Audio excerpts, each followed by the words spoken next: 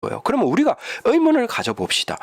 왜 일반인들이 일반 여성들, 그러니까 남자들이 되게 많이 관심을 가지고 남자들이 호감을 표시하고 남자들이 많이 배려를 하는 그런 여성들조차도 왜 페미니즘 운동에 대해서 관심을 가질까?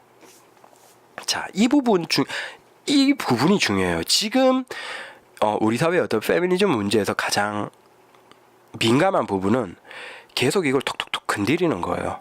계속 상처 부분을 건드린다고 할까? 계속 건드리는 거예요. 자, 그 가장 대표적인 것 중에 첫 번째가 지금은 군대 문제예요.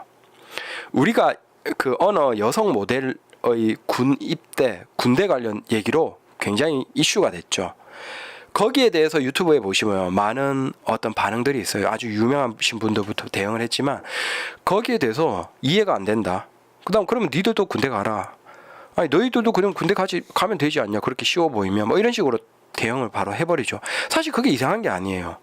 아니 우리는 그냥 어렵다고 생각하고 좀 힘들게 갔다 왔는데 그걸 너무 쉽다고 하니까 그러면 니들도 가라 라고 대응을 하는 게 이상한 건 아닌데, 여러분들이 한번 생각을 해보세요. 그러면 왜 건드릴까?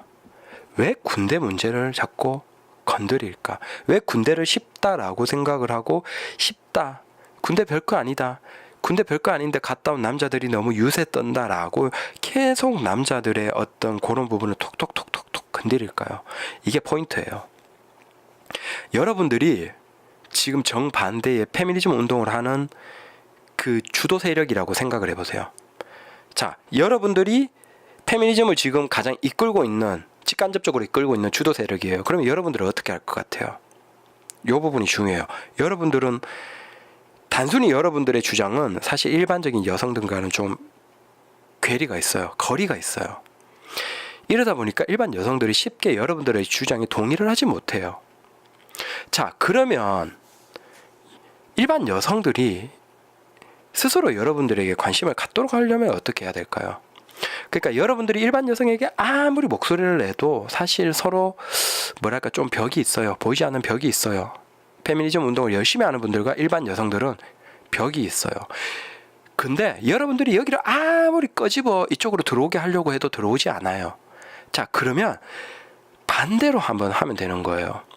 소가 코를 껴서 이렇게 끌 때 안 오는 경우가 많아요. 그러면 소가 못 들어오죠. 그럴 때 소를 어떻게 하죠? 뒤로 가서 엉덩이를 탁탁 때리면 돼요. 엉덩이를 날카로운 나무 하나 꺾어서 때리면 내가 저쪽으로 보내고 싶을 때 굳이 저기 앞에서 끌어당길 필요 없이 엉덩이를 때리면 가는 거예요. 자, 다시 생각을 해보세요. 내가 아무리 페미니즘 목소리를 얘기해도, 일반적인 주장을 얘기를 해도 일반적인 여성들과는 거리가 있어요. 오지 않아요. 오히려 거부감이 있죠. 약간 터부시하는 면도 없지 않아 있어요. 나도 페미니즘 운동을 하는 여자로 찍히고 싶지 않은 그런 터부시하는 그런 면도 없지 않아 있어요, 지금. 그러면 저 여성들이 스스로 이쪽으로 관심을 가시게 하려면 어떻게 할까요? 그렇죠? 우리가 저 사람들을 오게 하는 게 아니고 남자들이 저 일반 여성, 페미니즘 여성이 아니고 일반 여성을 공격하도록 하면 되는 거예요. 이해가 되세요? 사실 이건 예전에 진짜 베트남에서 북베트남이랑 남베트남이랑 싸울 때 다 있던 전략인데, 진짜 이런 게 현실 세계에서 경험을 한다는 게 너무 소름 끼치는데, 자, 다시 돌아와서 그럼 어떻게 하면 일반 여성들이 페미니즘에 관심을 가질까요? 맞아요. 남자들이 일반 여성을 공격하게 하면 되는 거예요. 어떻게? 지금 그 상황이 벌어지고 있는 거예요. 여자 너희들도 그러면 군대 가라 라는 얘기들이 지금 막 쏟아져 나오고 있잖아요. 이렇게 되면 페미니즘에 관심이 없던 여자들조차도 어떻게 될까요?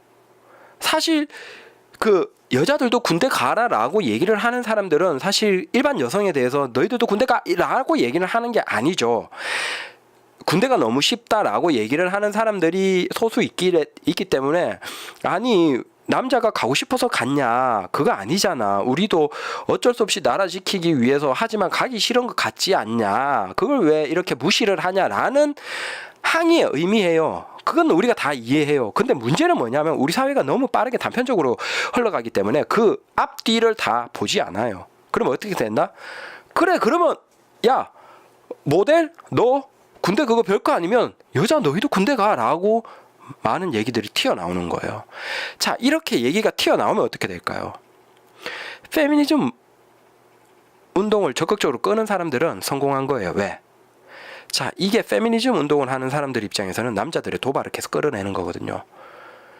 근데 그 얘기를, 페미니즘 문제를, 그 운동을 끄는 사람들은 왜 이런 문제가 얘기가 나오는지 그런 거 다 이해해요.